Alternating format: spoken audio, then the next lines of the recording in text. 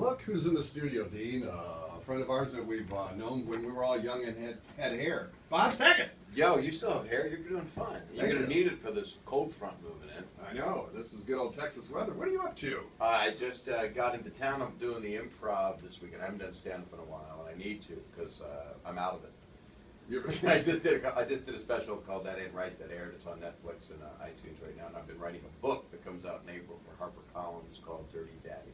Is it like riding a bicycle, being on stage, making people laugh? I don't know, but I'm bringing a bicycle. Just in case. That's good to have. I'm bringing training wheels. I've got 2 guys running with me in full sweats. Your show, Full House, a touchstone to people of a certain generation. A tombstone for others.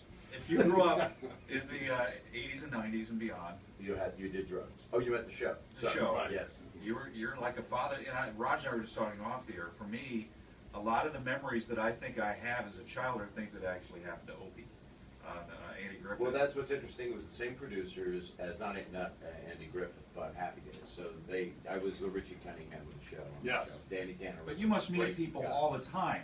I meet people that go, I was in prison, Bob, and you were my father. That's not the image that I was going Turn to. around and Not what I was thinking. And it's not good. But women come up to me of all demos, and tell me a 6-year-old, a 20-year-old, a 30-year-old, a 60-year-old. 3 out of 4 of those I could be making payments to right now. Sure.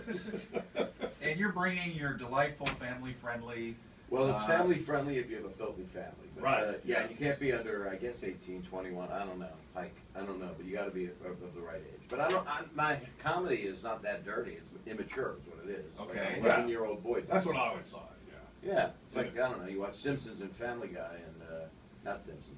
You watch Family Guy and South Park, and they're dirtier than me. I remember Roger when he had kids, and he goes like, "I can't let my kids watch The Simpsons." You know, Right. they say ass and all the and then I'm going like, "Don't fight it, Roger. They're gonna watch it." The ass, we have an ass. I mean, the people act like one. Some do. So, Some don't. But Have then much. those kids Some once have they no ass. My dad had no ass. I know, that's what I'm saying. He used to have to poop on a surfboard with a hole in it because there was no way to sit. I don't even know how to get his pants out. Everything was just, I think we were duct taped to him. Then my kids, and I went upstairs, and they weren't even watching The Simpsons. They had moved on to Family Guy, and Simpsons became lame to them. You know, I mean, it's just all relative each decade.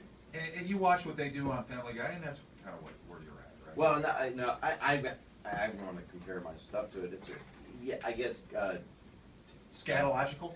it's a lot of poop and wiener, but it's not even. I don't even know what it is right now. I got stories to tell. I'm kind of more about relationships right now, and I always do like a half an hour of music, love songs I can't talk about on here, sad country songs of loss, and I can't tell you the titles because one night I was at home and my dog was sad for me because I was depressed, and he just came over and he was just sitting there, and had a couple drinks, and it's a country song.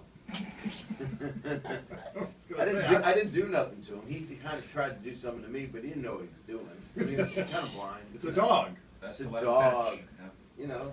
That's to let him finish, Clark. Yeah.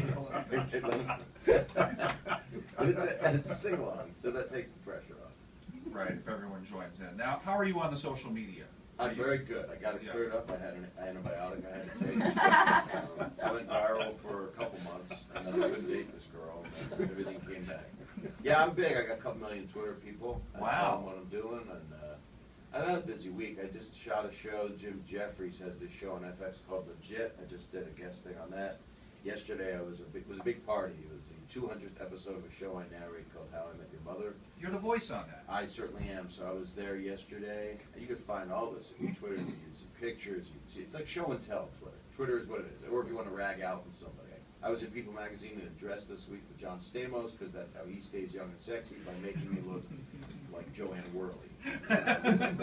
They had to find shoes big enough for me, pink high heels. I have no idea why we did this.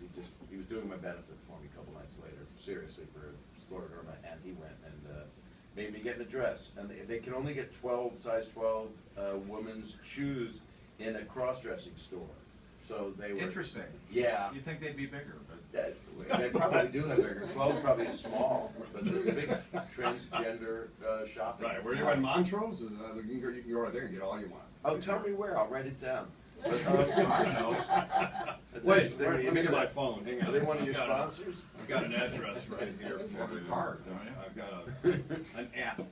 What if you're looking for the perfect woman and that's the shoe you find? Like Prince Charming. And you you're find- stuck. if Yeah. you're- Here you go, finally Yeti comes over to you. Big fruity Yeti, cross-dressing Yeti. Well, that's what I'm looking for. Bob Saget is here.